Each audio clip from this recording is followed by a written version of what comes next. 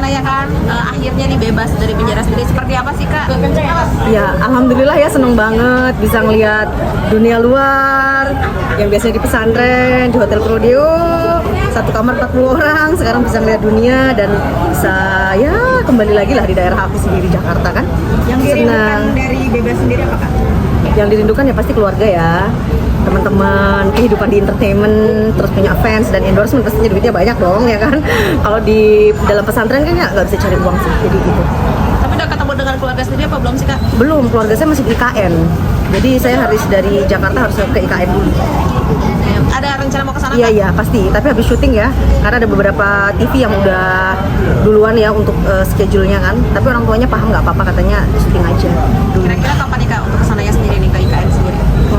Mungkin bulan depan ya, Bulan depan. Desember. Tapi udah ada komunikasi sama Alhamdulillah selama di pesantren ya, yang biayain sekeluarga ya, adik, ibu, gitu. Jadi memang dapat support ya.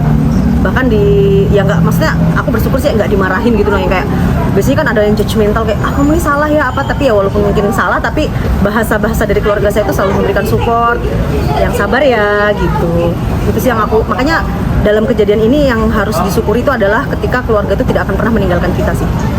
Yang bebas waktu ketika bebas sendiri yang pertama kali dikasih tahu sama kali ini siapa?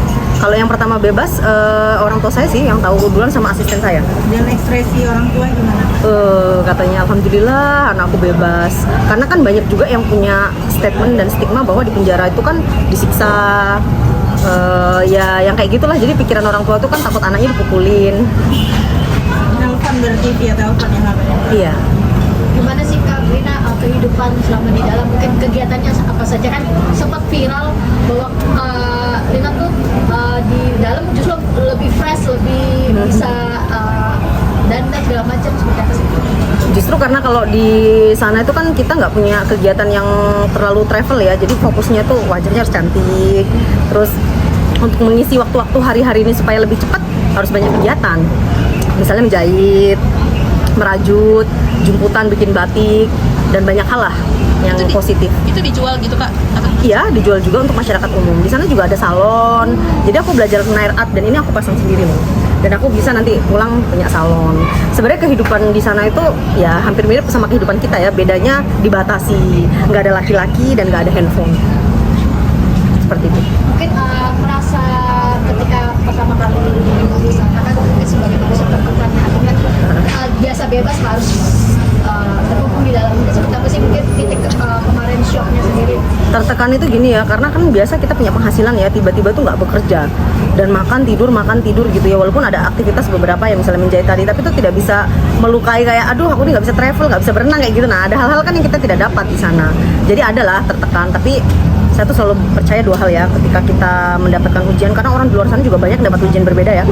Pilihannya mau bangkit atau terus terpuruk sih. Jadi pelajaran yang saya dapat mungkin karena biasa saya kalau di luar tuh boros ya, menghabiskan uang yang kadang spend uang tuh sehari 10 juta, 5 juta. Di sana itu 100.000 itu sangat berharga sekali.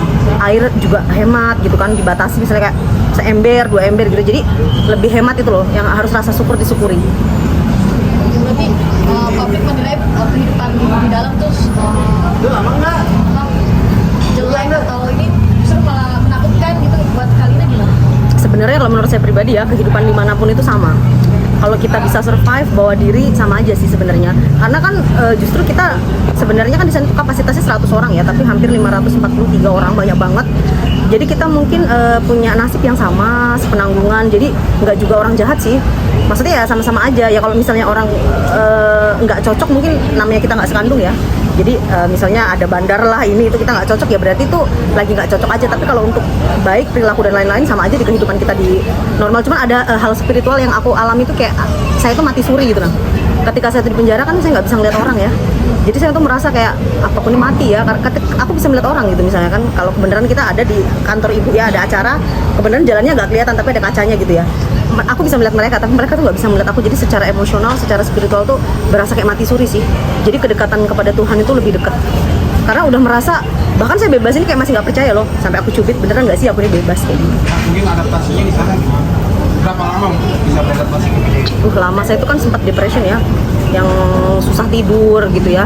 karena ya namanya penjara panas lah ya.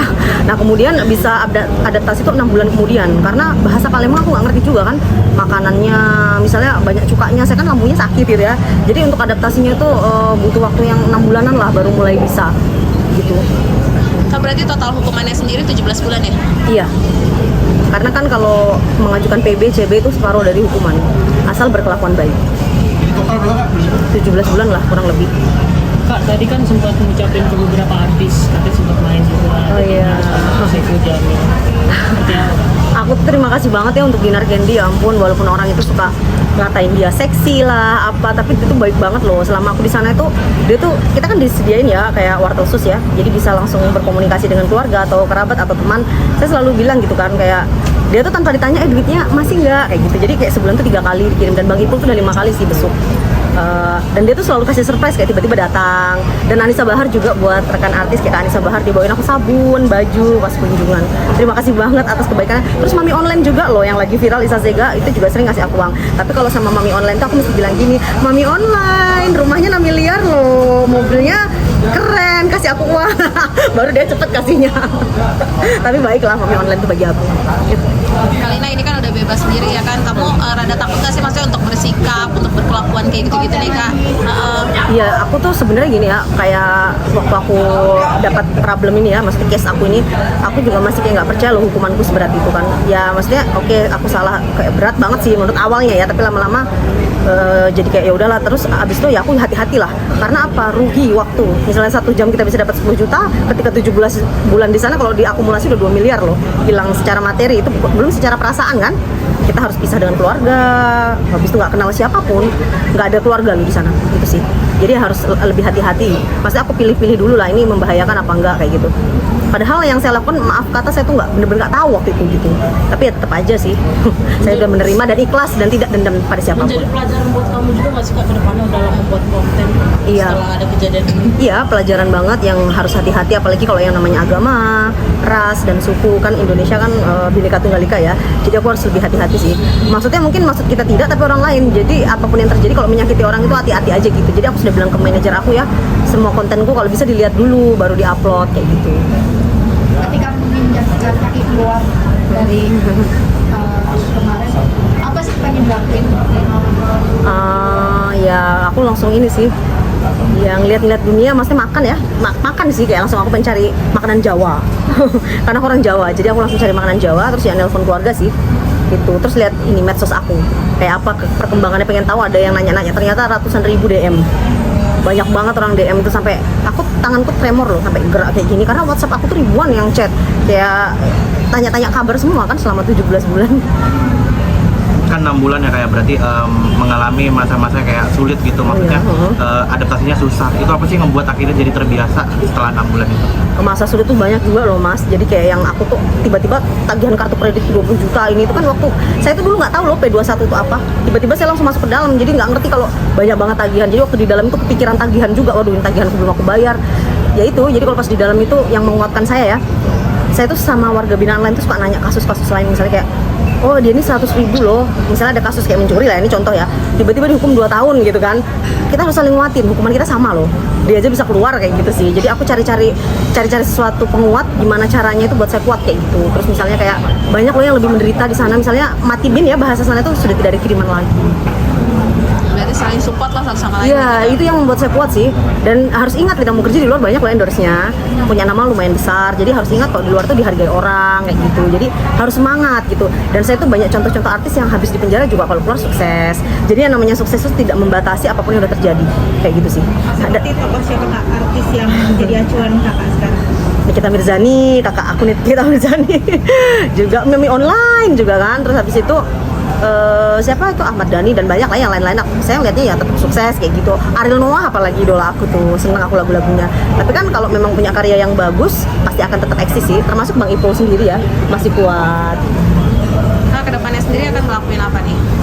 Alhamdulillah ya, aku baru datang sampai Jakarta ini sudah dihubungi beberapa endorsement kayak pabrik sepatu, sendal di Surabaya, dan juga banyak TV-TV. Jadi kedepannya sih pasti harus lebih sukses ya, karena setelah terpuruk itu baru sadar gitu loh, ketika kita hidup memang harus bermanfaat buat orang lain. Misalnya gini, aku bisa jahit, buka konveksi, misalnya punya 1000 karyawan, sehingga bisa bermanfaat untuk anak-anaknya ketika nanti mengenyam pendidikan. Kalau menghubungi Dinar Candy? Sudah, aku bilang makasih banget ya selama ini jadi teman yang baik. Dia cuma nasihati aku, lain kali hati-hati. Dia juga sama kan, dia juga lagi ada kayak cash di mana uangnya hilang juga kan. Jadi kita tuh sama, dia nguatin aku loh, dan aku nguatin dia juga. Jadi memang harus berhati-hati ketika berbicara, berkenalan sama orang. Dia sih support banget ya.